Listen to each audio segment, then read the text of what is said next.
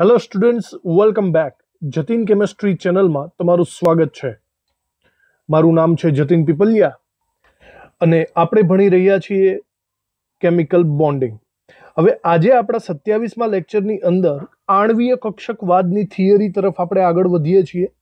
સંયોજકતા બંધનવાદ અને સંકરણ આ બંને બાબતો આપણે કમ્પ્લીટ કરી દીધેલી છે. આણ્વીય કક્ષકવાદની ખૂબ જ ઇમ્પોર્ટન્ટ એવી ટૂંક નોંધ આવશે અને ત્યારબાદ LCAO થિયરી પણ આપણે ભણવાની છે. તો આ બે થિયરી આજે 27મા લેક્ચરની અંદર કમ્પ્લીટ કરશું. ચલો આગળ વધીએ. આણ્વીય કક્ષકવાદ બરાબર ધ્યાન રાખજો, આને MOT થિયરી તરીકે પણ ઓળખાશે, કારણ કે આનું ઇંગ્લિશ નામ તમે જોવા જાઓ તો આને કહીશું આપણે molecular orbital theory. Molecular orbital theory આના ઉપરથી નામ પડે છે MOT. જેવી રીતે સંયોજકતા બંધનવાદ વેલેન્સ બોન્ડ થિયરી VBT કહેવાતું હતું, એવી રીતે આણ્વીય કક્ષકવાદ એ MOT તરીકે ઓળખાશે. હવે દર વખતની જેમ આમાં પણ આપણે બે વૈજ્ઞાનિકોના નામ યાદ રાખવાના છે. તમને યાદ હશે કે અત્યાર સુધીની બધી મોટી મોટી થિયરીઓમાં વૈજ્ઞાનિકોના નામ આવી ચૂક્યા છે. સૌથી પહેલા આપણે જોયું હતું કોસેલ લુઈસનો અભિગમ, જેમાં કોસેલ અને લુઈસ હતો. ત્યારબાદ VS-EPR સિદ્ધાંત, એની અંદર સિજ્વિક અને પોવેલ હતા. સંયોજકતા બંધનવાદ, તેમાં હિટલર અને લંડન નામના વૈજ્ઞાનિકો હતા. સિમિલર એવી જ રીતે આણ્વીય કક્ષકવાદ MOT આ થિયરી બે વૈજ્ઞાનિકોએ આપેલી છે અને બે વૈજ્ઞાનિકોનું નામ છે મુલિકન અને હુન્ડ. મુલિકન અને હુન્ડ નામના વૈજ્ઞાનિકોએ આ થિયરી આપેલી છે.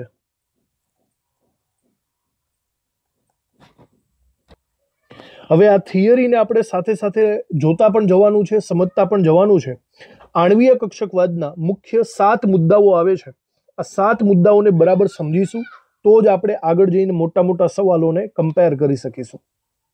તો આણ્વીય કક્ષકવાદમાં સૌથી પહેલો મુદ્દો જે મુલિકન અને હુન્ડ નામના વૈજ્ઞાનિકોએ આપેલો છે, આપણે લખતા જઈએ અને સમજતા જઈએ કે પરમાણુના ઇલેક્ટ્રોન જેવી રીતે પરમાણવીય કક્ષકોમાં ગોઠવાય છે, પરમાણવીય કક્ષકોમાં હોય છે, સિમિલર એવી જ રીતે તેમ અણુના ઇલેક્ટ્રોન આણ્વીય કક્ષકોમાં ગોઠવાય છે.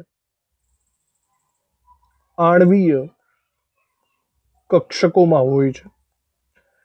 એકદમ સિમ્પલ અને નોર્મલ જેવી વાત છે.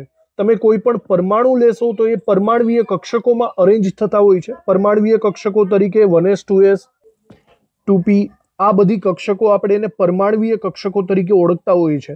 હવે જ્યારે આપણે અણુની ઇલેક્ટ્રોન રચના લખશું ને, ત્યારે અણુની ઇલેક્ટ્રોન રચનામાં પરમાણવીય કક્ષકો નહીં આવે, આણ્વીય કક્ષકો આવશે. આણ્વીય કક્ષકો તરીકે sigma 1s, sigma star 1s, sigma 2s, sigma star 2s આ બધી કક્ષકો આણ્વીય કક્ષકો તરીકે ઓળખાશે. તો લોજિકલ છે, પરમાણુના ઇલેક્ટ્રોન પરમાણવીય કક્ષકોમાં અને અણુના ઇલેક્ટ્રોન આણ્વીય કક્ષકોમાં. બીજો મુદ્દો એકદમ સિમિલર એના જેવો જ છે, જોઈએ, લખો બરાબર. જેમ પરમાણુ કેન્દ્રની આસપાસ, પરમાણુ કેન્દ્રની આસપાસ ઇલેક્ટ્રોનનું સંભાવ્યતા વિતરણ, ઇલેક્ટ્રોનનું સંભાવ્યતા વિતરણ એ પરમાણવીય કક્ષકો દ્વારા થાય છે. પરમાણવીય કક્ષકોને હું શોર્ટમાં લખીશ કક્ષકો દ્વારા દર્શાવાય છે. એકદમ સિમિલર એવી જ રીતે તેમ અણુના કેન્દ્રની આસપાસ, અણુના કેન્દ્ર સમૂહ લખજો, કારણ કે અણુ પાસે એક કેન્દ્ર નથી હોતું, વધારે હોય છે. તો અણુના કેન્દ્ર સમૂહની આસપાસ ઇલેક્ટ્રોનનું સંભાવ્યતા વિતરણ, સંભાવ્યતા વિતરણ આણ્વીય કક્ષકો દ્વારા દર્શાવાય છે. આણ્વીય કક્ષકો દ્વારા દર્શાવાય છે. બરાબર. તો સિમ્પલ છે. ફરીથી ઉપરના તમે આમ સરખી રીતે જોશો તો બંને મુદ્દા સરખા જ લાગશે. પરમાણુના ઇલેક્ટ્રોન પરમાણવીય કક્ષકોમાં, અણુના ઇલેક્ટ્રોન આણ્વીય કક્ષકોમાં. એના પછી ત્રીજો મુદ્દો આપણે અગત્યનો લઈ શકીએ. ત્રીજા મુદ્દાની અંદર બરાબર ધ્યાનથી સાંભળજો કે પરમાણવીય કક્ષકો છે, આ પરમાણવીય કક્ષકોમાંથી આણવીય કક્ષકો બનાવવી હોય ને તો ડાયરેક્ટલી નહીં બની જાય. જુદી જુદી પરમાણવીય કક્ષકો એકબીજા સાથે ભેગી થશે, પણ ભેગી ક્યારે થાય એ પણ એક સવાલ છે. એના માટે એની ઉર્જા સમાન હોવી જોઈએ અને એની સમમિતિ સમાન હોવી જોઈએ. હવે ઉર્જા અને સમમિતિ વિશે આપણે આગળના લેક્ચરમાં ભણી ચૂક્યા છીએ, બરાબર. લગભગ સમાન ઉર્જા ધરાવતી અને સમાન સમમિતિ ધરાવતી પરમાણવીય કક્ષકો હોય તો જ એમાંથી આણવીય કક્ષકો પોસિબલ બને છે. ગમે તે બે પરમાણવીય કક્ષકો ભેગી કરી નાખો એવું પોસિબલ રહેતું નથી, બરાબર. આ અગત્યનો મુદ્દો થશે, લખો બરાબર. લગભગ સમાન ઉર્જા અને યોગ્ય સમમિતિ આ બંને વસ્તુ હોવી જરૂરી છે ધરાવતી પરમાણવીય કક્ષકો સંયોજાય, પરમાણવીય કક્ષકો સંયોજાય ને આણવીય કક્ષકો બનાવે છે, આણવીય કક્ષકો રચે છે. ઓકે. એના પછી આપણે ચોથા નંબરનો મુદ્દો લઈએ. જુઓ, ચોથા નંબરના મુદ્દામાં આપણે એવું સમજી શકીએ છીએ, જેવી રીતે પરમાણવીય કક્ષકોના ઇલેક્ટ્રોનમાં એક જ કેન્દ્ર હોય છે. તમે કોઈ પણ પરમાણુ લઈ લેશો તો એની અંદર નોર્મલી એક જ કેન્દ્ર હોય છે, પણ જ્યારે આપણે આણવીય કક્ષકોની વાત કરશું, અણુની વાત, તો સ્પષ્ટ છે બે કરતાં વધારે પરમાણુ હોવાથી એના કેન્દ્ર પણ અલગ અલગ હશે. ક્યારેક બે કેન્દ્ર હોય, ક્યારેક ત્રણ કેન્દ્ર હોય, એવું પણ પોસિબલ બની શકે છે, બરાબર. તો આવી રીતે હું એમ કહી શકું છું કે પરમાણુ એક કેન્દ્રીય હોય છે, જ્યારે અણુઓ બહુકેન્દ્રીય હોય છે. આણવીય કક્ષકોમાં બહુકેન્દ્રીય હોય છે. પરમાણુ અથવા તો પરમાણવીય કક્ષક ના ઇલેક્ટ્રોન એક કેન્દ્રથી અસર પામે છે, કેન્દ્રથી અસર પામે છે. એનો મતલબ એમ થયો કે તેઓ એક કેન્દ્રી છે. અને જો આવી જ રીતે આપણે આણવીય કક્ષકોની વાત કરીએ તો આણવીય કક્ષકના ઇલેક્ટ્રોન બે કે બે કરતા વધારે કેન્દ્રોથી અસર પામે છે, અસર પામે છે. માટે આપણે એને બહુકેન્દ્રીય નામ આપશું. બહુકેન્દ્રી આણવીય કક્ષકો બહુકેન્દ્રી હોય છે. એના પછી આપણે પાંચમો મુદ્દો લખીએ કે રચાયેલી આણવીય કક્ષકોની સંખ્યા, જેટલી આણવીય કક્ષકો બને છે એની સંખ્યા એ સંયોજાતી પરમાણવીય કક્ષકો, સંયોજાતી પરમાણવીય કક્ષકોની સંખ્યા જેટલી જ હોય છે, એટલે કે બંને ઇક્વલ હોય છે. એકદમ સિમ્પલ લોજિકલ છે. હું તમને અહીંયા એ પણ સમજાવી શકું કે દાખલા તરીકે મારી પાસે બે પરમાણવીય કક્ષકો છે અને એ બીજી બે પરમાણવીય કક્ષકો સાથે સંયોજાય છે, બરાબર. આ બંને પરમાણવીય કક્ષકો છે એવું આપણે ધારી લઈએ. તો આ જ્યારે બે પરમાણવીય કક્ષકો એકબીજા સાથે સંયોજાય છે ત્યારે 2 + 2 તમને ટોટલ 4 આણવીય કક્ષકો મળશે. મતલબ સંખ્યા સિમિલર રહેશે, 2 + 2 એટલે 4, બરાબર. તો સંયોજાતી પરમાણવીય કક્ષકોની સંખ્યા એ બનેલી આણવીય કક્ષકોની સંખ્યા જેટલી જ હોય છે એવું પણ લખી શકો તમે. આપણે એનું એક એક્ઝામ્પલ, પ્રોપર એક્ઝામ્પલ લઈએ. દાખલા તરીકે હાઇડ્રોજનની જ વાત કરીએ તો હાઇડ્રોજનની બે કક્ષકો 1s અને 1s જ્યારે એકબીજા સાથે ભેગી થાય ને ત્યારે એમાંથી આણવીય કક્ષકો બનશે. અને આણવીય કક્ષકો કેટલી બને તો કે 1 + 1 2 બનશે. એનું નામ આપણે પાડશું σ1s અને σ*1s. હવે આવા નામ કેમ પડ્યા એ આપણે આગળની થિયરીમાં ભણશું. પણ એક ખૂબ જ અગત્યની વાત એ છે કે જે આણવીય કક્ષકો બને છે ને એમાંથી અડધી આણવીય કક્ષકો બંધકારક હોય છે અને બાકીની અડધી બંધ પ્રતિકારક હોય છે. આ એક અગત્યની વાત છે. અહીંયા નીચે આપણે લખી જ નાખીએ કે બનેલી આણવીય કક્ષકો પૈકી અડધી બંધકારક હોય છે અને બાકીની અડધી બંધ પ્રતિકારક હોય છે. બંધકારક અને બંધ પ્રતિકારનો શું લોજિક છે એ આપણે આગળ ભણશું LCAO થિયરીમાં. અત્યારે આ નામ યાદ રાખજો તમે. હવે એના પછીનો છઠ્ઠો મુદ્દો આપણે લઈ લઈએ. મેં તમને જે બે હમણાં નામ આપેલા છે એ છે બંધકારક આણ્વીય કક્ષક. આણ્વીય કક્ષકને આપણે મોલેક્યુલર ઓર્બિટલ તરીકે પણ ઓળખી શકીએ.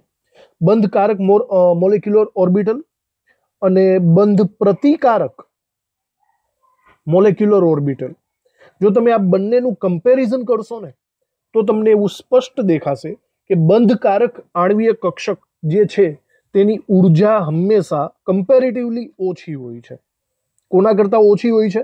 બંધ પ્રતિકારક કરતાં પણ ઓછી હોય છે અને મૂળ પરમાણ્વીય કક્ષકો કરતાં પણ ઓછી હોય છે. અને ઉર્જા ઓછી હોવાના કારણે તેની સ્થાયીતા વધુ હોય છે.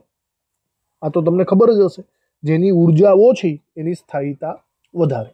તો આ ખાસ યાદ રાખજો. આનું પણ કારણ આપણે LCAO થિયરીમાં કમ્પેરેટિવલી જોવાનું જ છે કે બંધકારકની ઉર્જા હંમેશા ઓછી હોય છે, જેનાથી તેની સ્થાયીતા સૌથી વધારે હોય છે. છઠ્ઠો મુદ્દો.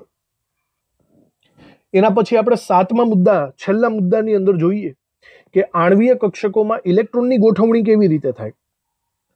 તો તમને યાદ હશે, પરમાણ્વીય કક્ષકોમાં ઇલેક્ટ્રોનની ગોઠવણી 3 નિયમોને આધીન થતી હતી. એવી જ રીતે પરમાણ્વીય કક્ષકો અને આણ્વીય કક્ષકો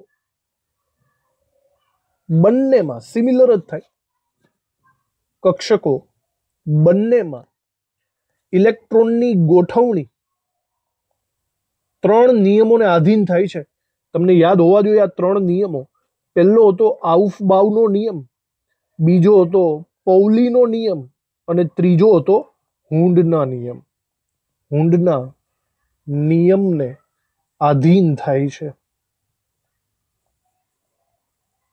આ 3 નિયમો ચેપ્ટર નંબર 2 માં તમે બરાબર રીતે સમજી ચૂક્યા છો. આઉફબાઉનો નિયમ, પૌલીનો નિયમ અને હુન્ડનો નિયમ. તો બસ આ 7 મુદ્દાઓને ખાસ તમારે યાદ રાખવાના છે. આ 7 મુદ્દાઓ એ જ આપણી MOT મોલેક્યુલર ઓર્બિટલ થિયરી તરીકે ઓળખાશે. ઇમ્પોર્ટન્ટ સવાલ છે, 3 માર્ક્સમાં પૂછાઈ શકે છે, તો તમારે બરાબર રીતે આને યાદ રાખવા. તો આણ્વીય કક્ષકવાદ પછી હવે આપણે ભણવાની છે LCAO થિયરી. આ થિયરી પણ ખૂબ જ અગત્યની છે. જો કે આ થિયરિટિકલી પૂછાવાની શક્યતા બહુ ઓછી છે. બરાબર જોજો. LCAO નું પહેલા તો ફૂલ ફોર્મ શું થાય? આનું ફૂલ ફોર્મ આપણે લખતા જઈએ તો L ઉપરથી આપણે લખી શકીએ લિનિયર, C ઉપરથી combination, linear combination of atomic orbital, atomic orbitals. આ એનું ફૂલ ફોર્મ થશે. જો બરાબર રીતે ગુજરાતીમાં બોલવા જઈએ તો લિનિયર કોમ્બિનેશન એટલે રૈખિક સંગઠન થાય અને એટોમિક ઓર્બિટલ્સ એટલે પરમાણ્વીય કક્ષકો. પરમાણ્વીય કક્ષકોનું રૈખિક સંગઠન આપણે એવું નામ આપી શકીએ છીએ. પરમાણ્વીય કક્ષકોનું રૈખિક સંગઠન. તો આ થિયરીની અંદર શું છે, પહેલા એક કોન્સેપ્ટ તમે બરાબર રીતે સમજી જાઓ. આપણે કોઈ પણ પરમાણુની આજુબાજુ ઇલેક્ટ્રોન રચના એ નોર્મલી આપણે લેટેસ્ટ નિયમ શ્રોડિંજરના તરંગ સમીકરણ વડે શીખેલો હતો અને એના માટે આપણે સાઈ નિશાનીનો ઉપયોગ કરેલો હતો.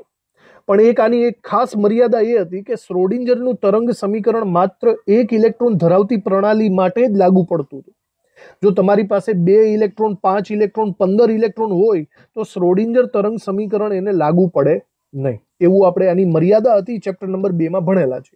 તો હવે જ્યારે તમે કોઈ પણ અણુનો ઉપયોગ કરશો, અણુનો, ત્યારે આ તો ઉપયોગમાં આવવાનું નથી, કારણ કે અણુમાં ડેફિનેટલી એક કરતાં વધારે જ ઇલેક્ટ્રોન હોવાના છે. તો અણુમાં ઇલેક્ટ્રોન રચનાની ગોઠવણી કેવી રીતે થાય એ કેમ સમજવું? એના માટે આપણે LCAO થિયરી સમજવાની છે. લોજિક છે.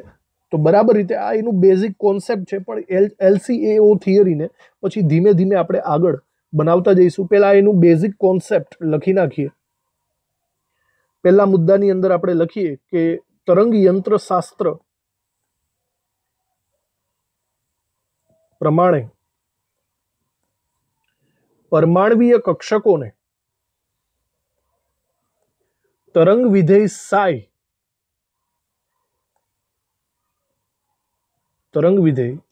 સાઈ વડે દર્શાવી શકાય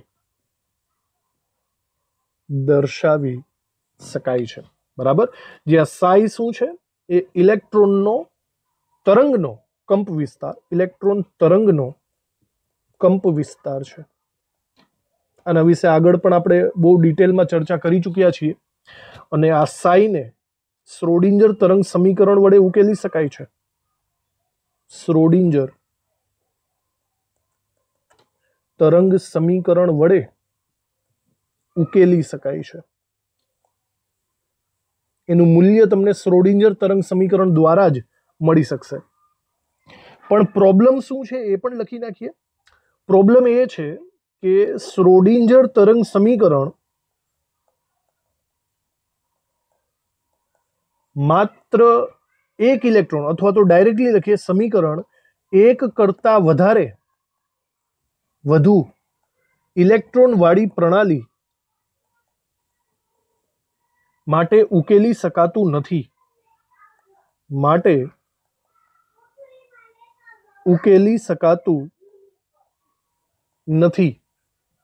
માટે આપણે એવું લખી શકીએ કે આણ્વીય કક્ષકોની બાબતમાં માટે આણ્વીય કક્ષકોને શ્રોડિંજર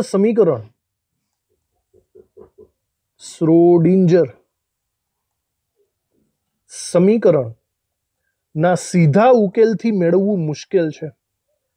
સીધા ઉકેલથી મેળવવું મુશ્કેલ છે. એ ટેકનિક વપરાશે નહીં, કંઈક અલગ વિચારવું પડશે. તો આ સમસ્યા દૂર કરવા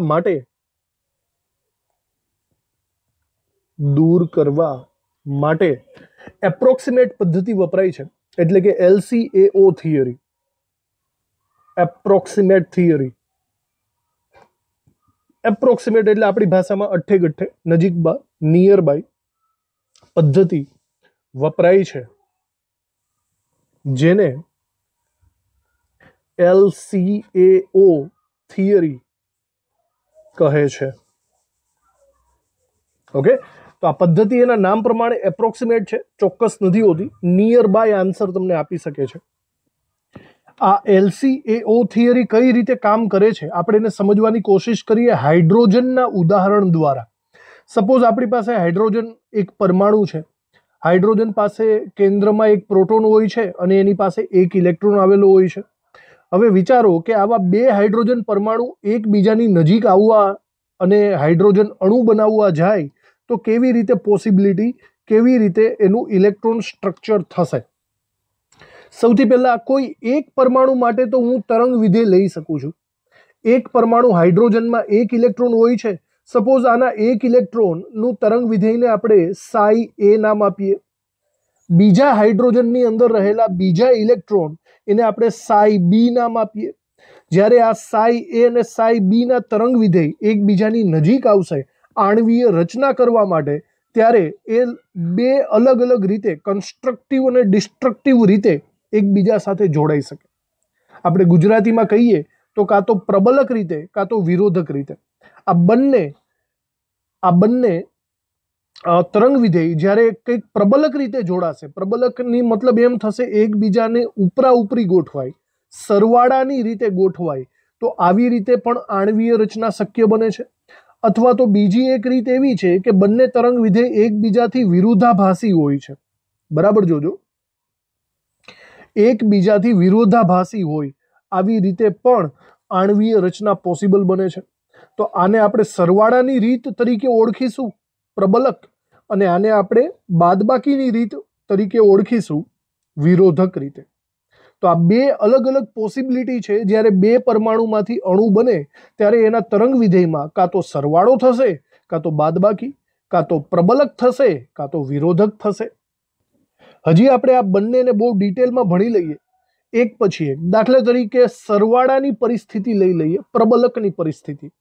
બે હાઇડ્રોજન પરમાણુ એકબીજા સાથે એના તરંગ વિધેયોનો સરવાળો થાય છે પ્રબલકની રીતે, ત્યારે કંઈક આવી રીતે ઇલેક્ટ્રોન રચના ગોઠવાય છે જેમાં બે ઇલેક્ટ્રોન બે ઇલેક્ટ્રોન નહીં, બે પ્રોટોન અહીંયા જે દેખાય છે તેમની વચ્ચેના ભાગમાં ઇલેક્ટ્રોન ઘનતા વધારે દેખાય છે.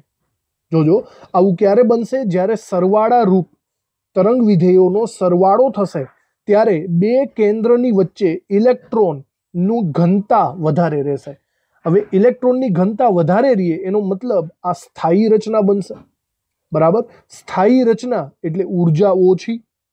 આપણે આ સિચ્યુએશનને સિગ્મા તરીકે ઓળખવાનું છે અને આપણે આને નામ આપશું બંધકારક આણ્વીય કક્ષક. બરાબર, જોજો, આ સ્થાયી હોવાના કારણે તેની ઉર્જા, આ જે ઉર્જા છે ને એ નોર્મલ પરમાણ્વીય કક્ષકોની ઉર્જા કરતાં નીચેના ભાગમાં છે, એટલે કે ઓછી છે.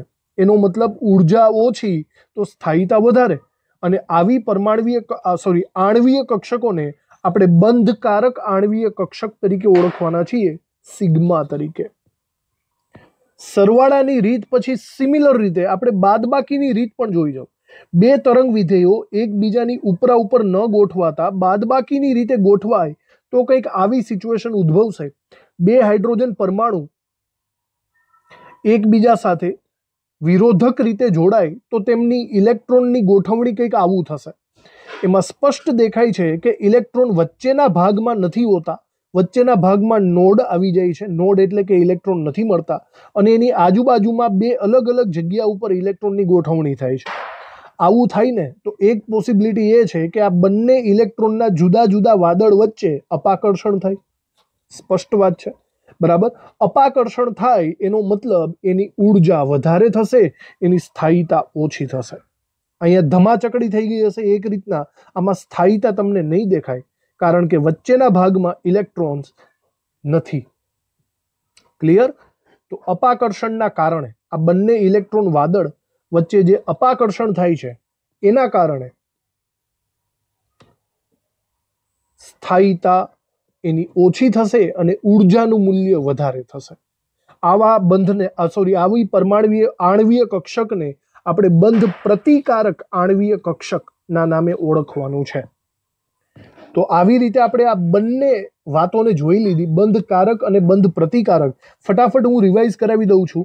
અહીંયા બે હાઇડ્રોજન પરમાણુ વચ્ચે H2 અણુ બનતો હોય ત્યારે બે પ્રકારની પોસિબિલિટી શક્ય બને છે. કાં તો એનો સરવાળો થશે તરંગ વિધેયોનો, કાં તો એની બાદબાકી થશે.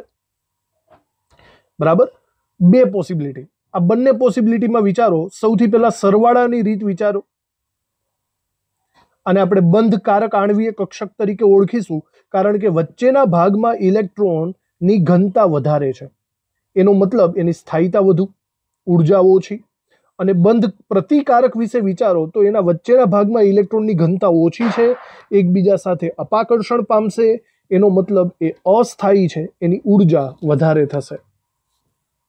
અને એને જ્યારે દર્શાવવાનો હોય ત્યારે આવી રીતે દર્શાવી શકાય છે.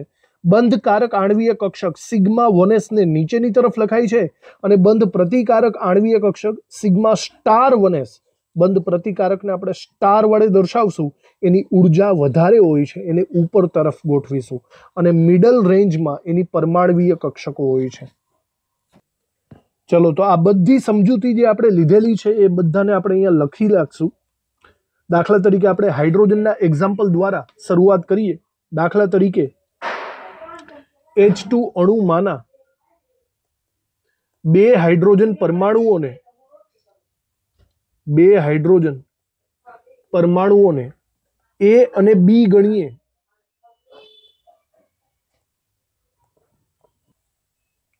તો આ બંને હાઇડ્રોજન પરમાણુઓની પરમાણ્વીય કક્ષકોના તરંગ વિધેયને psi A અને psi B તરીકે ઓળખીશું. બરાબર, હજી નીચે આપણે વાત લખીએ.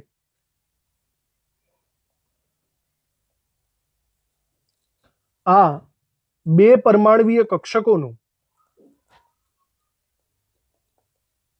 રૈખિક સંગઠન થવાથી, રૈખિક સંગઠન એટલે કાં તો સરવાળો થશે કાં તો બાદબાકી થશે, થવાથી આણ્વીય કક્ષકની રચના થશે. આણ્વીય કક્ષકની રચના થશે, જેને તરંગ વિધેયોના સરવાળા કે બાદબાકીથી, સરવાળા કે બાદબાકીથી દર્શાવી શકાય છે.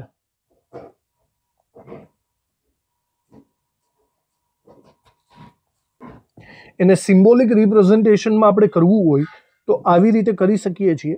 આણ્વીય કક્ષકોનો સાઈ બરાબર સાઈ એ અને સાઈ બી નું રૈખિક સંગઠન. રૈખિક સંગઠન એટલે પ્લસ ઓર માઇનસ, કાં તો સરવાળો પણ પોસિબલ બને, બાદબાકી પણ પોસિબલ બને.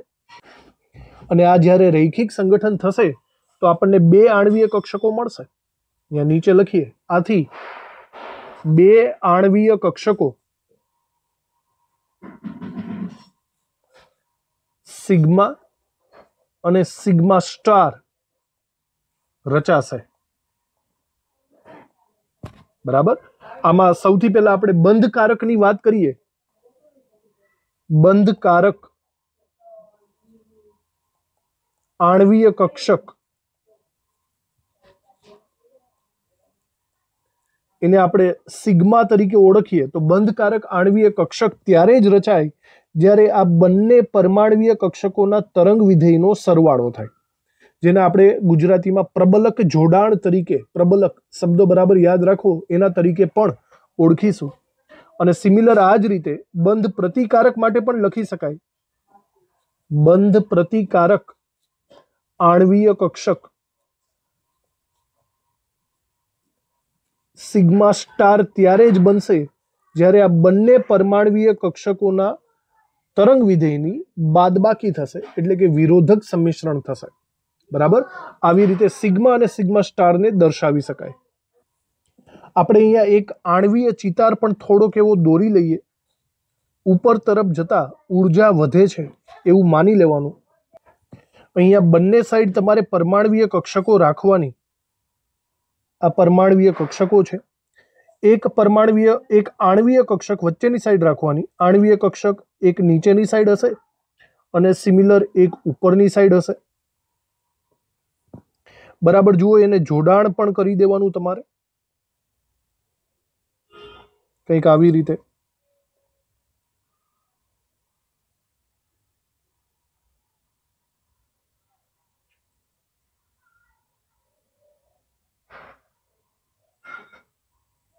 આને કહેવીશું આપણે આણ્વીય ચિતાર. જો આ પરમાણ્વીય કક્ષક છે, આપણે એને નામ આપીએ 1s1s. તો 1s1s દ્વારા બે આણ્વીય કક્ષકો બનશે. એકને નામ આપશું આપણે સિગ્મા 1s અને બીજાને નામ આપશું આપણે સિગ્મા સ્ટાર 1s. બરાબર. બંધકારક હોય એની ઉર્જા ઓછી, બંધ પ્રતિકારકની ઉર્જા વધારે. હવે ઇલેક્ટ્રોન ગોઠવો તો હાઇડ્રોજન પાસે 1s1 ઇલેક્ટ્રોન રચના હોય. અહીંયા પણ હાઇડ્રોજનની 1s1 ઇલેક્ટ્રોન રચના હોય.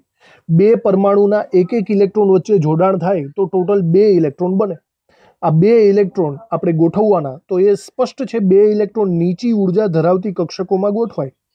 એટલે કે અહીંયા સિગ્મા 1s2 થશે અને સિગ્મા સ્ટાર 1s ખાલી રહેશે. હવે આ ઉર્જાની સ્થાયીતાની બાબતોને આપણે અહીંયા લખી નાખીએ. સૌથી પહેલા બંધકારકની વાત કરીએ. બંધકારક મોલેક્યુલર ઓર્બિટલ એટલે કે બંધકારક આણ્વીય કક્ષકમાં ઇલેક્ટ્રોન ઘનતા બંને પરમાણુની વચ્ચે, બંને પરમાણુ કેન્દ્રોની વચ્ચે સ્થાન પામે છે. સ્થાન પામે છે, જેનાથી કેન્દ્રો વચ્ચેનું અપાકર્ષણ ઓછું હોય છે. કેન્દ્રો વચ્ચેનું અપાકર્ષણ ઓછું હોય છે, માટે સ્થાયીતા વધારે. અને જેમ સ્થાયીતા વધારે એમ હું એમ કહી શકું છું એની ઉર્જા ઓછી હોય છે, બંધકારકની ઉર્જા ઓછી. આવી જ રીતે આપણે બંધ પ્રતિકારકની વાત કરીએ. બંધ પ્રતિકારક મોલેક્યુલર ઓર્બિટલ માં ઇલેક્ટ્રોનની ઘનતા બંને પરમાણુ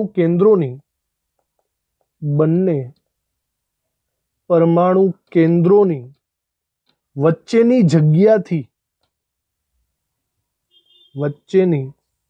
જગ્યાએથી દૂર સ્થાન પામે છે, એકદમ મિડલમાં હોતી નથી. અહીં બંને કેન્દ્રોની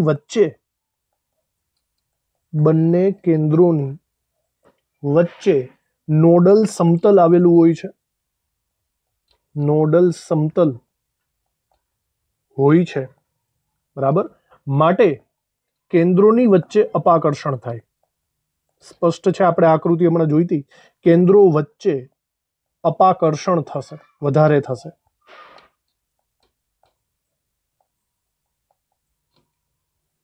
હવે જેમ અપાકર્ષણ વધારે થાય એવું એમ કહી શકું એની સ્થાયીતા ઓછી હશે. સ્થાયીતા ઓછી, અને જેમ સ્થાયીતા ઓછી એમ એની ઉર્જા વધારે પડતી હોય. તો આ બંને જે મુદ્દાઓ લખેલા છે ઉર્જાની બાબતના ખૂબ જ ઇમ્પોર્ટન્ટ મુદ્દાઓ છે. અને છેલ્લું એકદમ આપણે મુદ્દો લખી નાખીએ કે બંધ પ્રતિકારક આણ્વીય કક્ષકની